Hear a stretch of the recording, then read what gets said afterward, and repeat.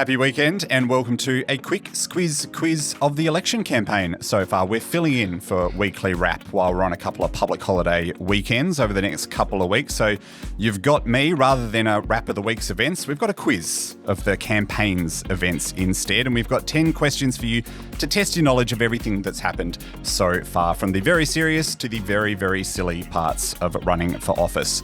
Joining me is quiz regular / maybe prisoner at this point, Claire Kimball. Hello, Claire. Prisoners, look, given I lost last time, I will try and pretend like I'm a very reluctant participant in this, but actually I'm really looking forward to it. And a new voice to News Club, but she'll be familiar to Squiz Today listeners, of course. Larissa Huntington, our morning editor and host of the Monday Squiz Today episodes. Hello, Larissa. Hello, guys. You're back. You've come back. For those that have not listened to the Squiz Quiz of the Month on the Squiz Today feed, first of all, you should go check those out. We do them for each month, but you had a crack at the February one. Came out just a tiny bit short, but you're back for another go. I did. You're being very diplomatic. Honestly, I could say that I'm back to exact my revenge on Claire, but let's be real, this is politics and I'm really more likely to be an Easter lamb to the slaughter. I'm sure you'll do well. You did very well last time. And of course, at home, for your information, it's slightly different to normal. So we've got just the regular 10 questions, no gauntlet, no funny business, 2 rounds of 5 questions each to see how well you can remember everything that's happened so far. So you can score a maximum of 10 points. 1 point per question. It should be very straightforward. We ready to get underway? Let's do it. Let's do it. Round 1, question number 1. We're going to start pretty simply. Both major parties, the Labor and the Coalition, have official election slogans for this campaign. I'm not going to tell you what they are just yet in case you can't remember, but which of the 2 slogans is longer? So in terms of words and characters, I did go back and count. Okay, weirdo. I know, right? That was a very weird part of this morning, copying and pasting each one. Wow. Into and doing a little word count. We're doing a little word count on the 2 slogans. Of the 2 major parties' official campaign slogans, which one is longer? And we're just going to go question by question in this case in terms of the answers. So, Larissa? The Coalition's is longer. The Coalition's is longer. Do you remember exactly what it is? Well, I won't do a Jacinta Price. No, it's not that one. It's not that one. A certain 4-word slogan. No. It's Get Australia Back on Track. Claire? Yep, Coalition. It is the Coalition's. It's Getting Australia Back on Track, which just, well done. In terms of characters, just pops it over Building Australia's Future, which is the 3-word slogan. It was something about building. Yeah. Labor's is Building Australia's Future, 25 characters, I think, and the Coalition is Getting Australia Back on Track. We're off to a high-octane start, and 1 point each. Well done to both of you. Question number 2. In which 2 states did the 2 campaigns of the major parties have their official launch? Just this weekend gone. I'll give you half a point for each correct answer in this case. So the launches took place in 2 different states of Australia. Which 2 states were they for Labor and the Coalition? Funny you say this because, of course, when we did the weekly wrap last weekend, it was a TBC for the Coalition. And ever since then, I've seen the pictures, I've read the coverage, and actually, just to let people into the insight of my thinking in the shower this morning, I wonder where the Coalition did actually have there. We'll start with you then, Claire. What did the shower tell you? My shower thought process was probably Queensland because Dutton is from there and Queensland's, of course, a really key state, and if the Coalition's going to pick up seats, Queensland will be really important to that, I think. So Coalition, Queensland, ALP, I've gone for Western Australia. Larissa? Claire's right with Labor in WA, but the Coalition was New South Wales. It was New South Wales, yeah. I think they put it together quite quickly, probably because of the way the campaign was delayed. And I think there were only about 250 people. Yeah, it was a small event. It was at the Liverpool Catholic Club. Yes, that's exactly right. Going for the Western Sydney urban fringe vote. Which is another very important element for them electorally, so the outer suburbs of the major cities. So, yeah, New South Wales. I thought exactly the same thing as you, Claire. I thought surely this is going to be in Queensland, but no. You're telling me my shower thought process is flawed. No. Well, that's devastating news for me. Yes. Because I have many great thoughts in the shower. You'll just have to stick to dry land. That's a problem. From here on in. So the correct answer there is Western Australia and New South Wales. Labor in WA and the Coalition in New South Wales. John Howard was at the Coalition one. Saw that. Scott Morrison was there. Tony Abbott was there. Malcolm Turnbull, not there. Not so much. No, not so much. Moving on to the minor parties, Greens Senator Sarah Hanson-Young, just before the election was called, appeared in Parliament with a prop to protest the environmental impacts of Tasmania's salmon farming industry, which has been a big topic of the election campaign and is a big topic particularly in Tasmania. What was the prop that she busted out in the Senate to protest that industry? Well, I think the answer's in the question, isn't it? The answer is in the question, Claire. What is it? It's a salmon. It's a salmon. Big stinky fish. Larissa? Yeah, it's a salmon. A dead salmon, just to it clarify. Now a live Imagine a salmon. live salmon. Just Wow. waving it around. I imagine there's a trolley and a tank involved with that. Yeah, that would be... and then you've got a meal for afterwards as well if you want. Why not? Appropriate for Easter. Yes, it was a dead salmon. It was wrapped in plastic. I have not seen reports as to the pungency, if that's a word, of the salmon in the chamber, but she was quickly told to get rid of that. Can't have props. You can't have props in It's not the a Senate. visual format. No, it's not. It did make for a very good visual, though, of her holding up the salmon. Even still, As- yeah. It sort of had a Renaissance painting element to it, some of the photos. Random still life or something. Around that. So the correct answer there is a dead salmon wrapped in plastic. Obviously, if you just had salmon, that is fine. Question number 4. Peter Dutton came in for a little bit of stick from the government side after saying that if he was elected, he would live in Kirribilli in Sydney rather than Canberra, upsetting dozens of public servants. Millions of Australians. Yeah, exactly. Are outraged. Can't stop talking It's about still it. in the headlines now. Yeah. On which radio show did he make that comment? So Peter Dutton came in for a bit of stick from the government after saying that if he was elected, he would live in Kirribilli, which is in Sydney, rather than in Canberra. On which radio show did he make that comment, Larissa? Kyle and Jackie O. Kyle and Jackie O. Claire? Tick. It was indeed Kyle and Jackie O. As is the case with election stuff, it was a story for a few hours and then there's new stuff that happens all the time. So Except that this one keeps ticking on. Yeah. It keeps getting, like you're already measuring up the curtains kind yes, of thing. and then now That was a that's good quote. that's bounced back on the Prime Minister this week as well because he talked about how he would serve a full term, and so now the coalition's accusing him of measuring up the Taking curtains. it for granted that Yeah. you're going to win and already talking about what you're doing for the next 3 years. A lot of curtain talk in this weird amount of curtain talk in this election. The correct answer, if you had it at home, was the Kyle and Jackie O show. That's absolutely right. And question 5, the final question of round 1. The husband of Teal candidate Monique Ryan got in trouble after being caught removing a corflute, which is one of those words that only ever comes up during an election campaign. Love a corflute. You never hear about corflutes outside of an election. Of her opponent in the seat of Kooyong. All I want to know is in which state is the seat of Kooyong, the electorate of Kooyong?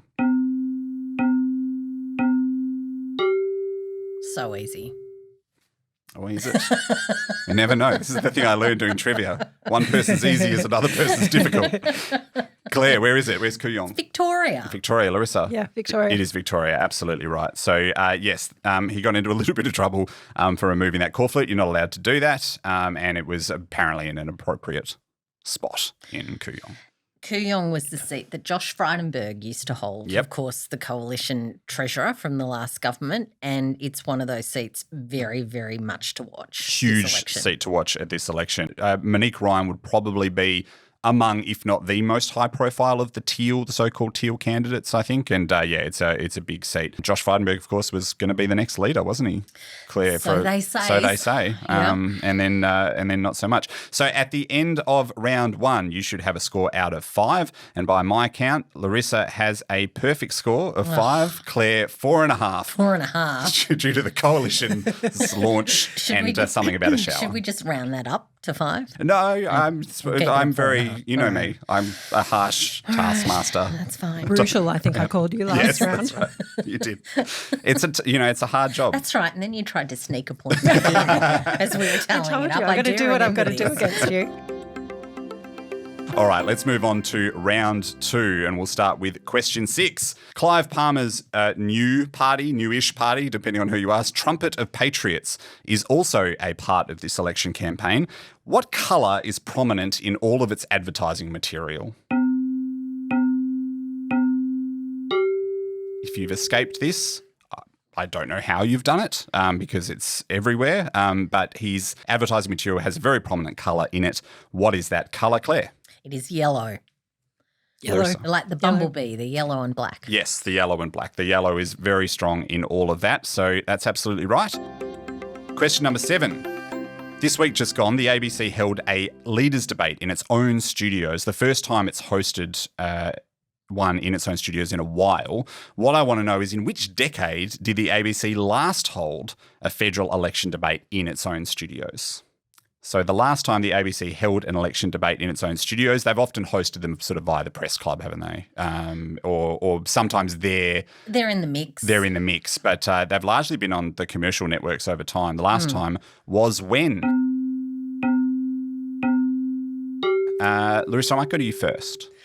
I might have heard this on the radio this morning. Is it in the 60s? 60s, Claire? Okay, so I've got a bone to pick with you on this. I thought you said on the podcast, the Squiz Today podcast, Yes. that the last time the ABC hosted a debate was more than 30 years ago. Yes. And I thought you said 83. Yes. Which would make it more than 40 years ago. That's true. But I thought you said 83. Mm-hmm. But if I'm going by the 30 years, then it was 93, which would be the election that Paul Keating won. Yes. So I'm going with, given the correlation, I'm going 93. You never listen to me closely. It is the 1990s. That's absolutely right. It's the 1993. There we go. 1993, Paul Keating, John Hewson election debate. That's the fight back election. The one for the true believers. The one for the true believers. And that was hosted by Kerry O'Brien. And I was actually reading a Crikey piece from over 20 years ago about this. And they said that apparently because the coalition was upset with the way that Kerry O'Brien managed that debate, that's actually been part of the reason that the ABC hasn't managed to get one grudge since. So whether that's true or not, don't know. That's a story from 24 years ago. So fun fact, Tony Abbott would have been John Hewson's press secretary in those days for that election. Very good. That is excellent. There's some extra info for you. Who says you don't learn anything? You didn't need it. I counted letters in campaign slogans. I'll take any info I can get. That is absolutely right. So Claire, you get the point there, and by my count, have taken a half-point lead as a result, 6.5 to 6. And we move on to question 8. Which influencer/media personality was in the news over the early weeks of their campaign due to questions about her interviewing Prime Minister Anthony Albanese and Greens leader Adam Bant on her podcast and the associated social media posts to do with that? There's one topic I know Claire is right into. It's influencers. Can't stop talking about them. She's just always going on about them in the office. You should be here to hear about it. Full bottle. Larissa. Abby Chatfield. Claire. Tick. It is Abby Chatfield. Yes, that's absolutely right. The AEC, by the way, said no wrongdoing on her part, but this is an ongoing discussion that has also brought in some of the independent candidates and how politicians collaborate with influencers and social media personalities. As we know, it's a brave new world of this sort of thing, and the rules around it are still not, I think, entirely clear. Yeah. One of my favourite bits of journalism, I think, from this campaign has been from Joe Aston on Rampart. Of course, we've got little asterisks. We're sort of helping him produce Rampart. But he talked about this brave new world that we're in where politicians are seeking votes, essentially, in an election campaign in forums that host advertising for vibrators in amongst the mix. So this is the world we're in. Hey, look, it's, you wouldn't have seen it 20 years ago, but media is changing. And you've got to be where the people are. If you need an indicator, hey, you've got to be in the buzz. Oh, Thank you, Larissa. gosh. Don't know if that'll stay in, but wow. I hope it does. That's actually, I'll give you points for that. We might give it a half a point just for that joke. I've been hanging around you guys too long. Yeah. The puns are coming. The puns, yeah. It's hard to spend any time working with me and not have the puns slowly influence what you're doing. Slightly more serious ground here. Both parties have announced that they would buy back the port of Darwin. What country is Landbridge, which is the company that currently owns the port of Darwin, based in? So both parties have announced that they would buy back the port of Darwin. Which country is Landbridge, which is the company that owns the port of Darwin, based in? Claire? Hasn't this been a talking point? Not just this campaign, but for On years a long now. time, yeah. China. Larissa? China. Yep, it is absolutely China. Well done to both of you on that one. And that is, I think, a live issue even as we record this, and no doubt will be through the rest of the campaign as well, because I don't think Landbridge is particularly keen on selling it either. So that'll be an ongoing thing. And finally, question 10. So this could make or break the whole thing because Claire has a half-point lead. Thankfully, I don't have to write a tiebreaker on the fly because there's no way it can be a tie. So I'm happy. In the most recent week of the campaign, the Coalition released a diss track, which for those of you that are unfamiliar is generally a rap song that is critical of someone else. You might remember these from the Kendrick Lamar-Drake feud. I'm going to read you most of a lyric from this diss track, and I need you to finish that lyric. So, the money, I'm not going to rap it for about 3 or 4 reasons. Come on. Andrew. I was There's tearing no up. chance. Comes Come with on. so much promise. No Let's chance. do it. The money we're buying on groceries, I just want to buy some what? Oh, Mm. I've listened to the diss track several times. Money I'm buying for groceries. I just want to I buy. just want to buy some. The only clue I will give you. Don't give her any clues. Okay, No, that's not okay. I'm going to give you one clue. I think it's okay. Is that the what completes this phrase has the same amount of syllables as groceries. You're all about the syllables today, aren't you? Syllables. This is just how I think, Clarissa. Hosieries? Hosieries. That's a good rhyme. I wish it had been that. Lock it in. I wish it had been that. Don't know that hosieries sell so well these days. No, Anyway. and also I would have loved to hear the rapper in this question. I So want to buy some. Not with politicians since Alexander Downer left. no. It's an interesting one. I need you to complete this lyric from the Coalition's diss track. The money we're buying on groceries, I just want to buy some what? All right, Claire, I'll go to you first. So the quickest thing that could come to mind, clearly I don't know the answer, is pastries. Pastries. See, that's great. They should have had you in there. Fudged an extra Campaign syllable in there. writing Yeah, room. pastries. If you say it correctly, Yeah. it's 3 syllables. That's Three something that syllables. I should have come up with. Yeah. Larissa, As a great this baker. is to win the whole thing. Do you know what it is? I just want to buy some eggs and cheese. It is eggs and cheese. That's absolutely. But they are groceries. No. Yeah. So the money we're buying on they're groceries, saying, like, got I it. just want to buy some eggs and cheese. And apparently Wow. they cost $100. That was if you're Gotcha. buying a certain amount of eggs and cheese, according to the diss track. If you can find the eggs. If you can find the eggs, If they're you very want to rare. go to SoundCloud and look for that track, you will find some excellent comedy value in the comments. Yes. It is definitely a place to go.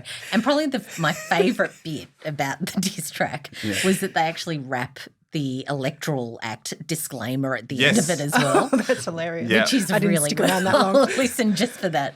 And the great thing about SoundCloud, if it's not a platform you use, is that the comments are tied to a spot in the track specifically. So that you can actually go through the track and see when Right. Is that someone has right? commented a particular thing Got you. and what they're referring to. So that's worth doing as well. And that means that, Larissa, you've taken out the win thanks to a Coalition diss track. On the Wow. last, I told you it would be the serious and the silly, and we definitely covered both over the course of It's been a that. stumbling block for all sorts of reasons, Yes. the diss track. So here we are. So here we are. Larissa, very well done. By my count, that gives you a score of 9. Is Yep. that right? 9. You She's haven't 9 counted? because I'm 8.5. Quizmaster, you're Yeah. keeping track. Yes. Good. I had it right. That gives you a score of 9. Claire, 8.5. Let us know what you got at home. And we'd always love to hear from you. So you can email us at hello@thesquiz.com.au. What did you get out of 10? If you'd like anything, we're going to do this again next week. So if you'd like any themes or questions to be brought out, feel free to let me know and we can test our contestants once again. And we'll cover, everything that happens over the next week, although I don't know how much stuff will happen over the next week because it's mostly a long weekend. We'll see. Be back. The news moves on. We will be back. Thank you very much for listening. Don't forget to head over to the Squiz Today channel and check out our longer quiz episodes that cover all of the news over the course of the month. You can check out the Squiz Quiz of March, which for my money is the most exciting one we've ever done. And well, Because it's pretty good. No, just because it was fun. It was a tiebreaker. Wow. We had a tiebreaker. It was down to the wire. I had to improvise a tiebreaker. I'm taking that very personally. Okay. Claire may not be back next week, but I will be. So please tune in to the News Club channel for the Squiz Quiz of the election, and thank you so much for listening.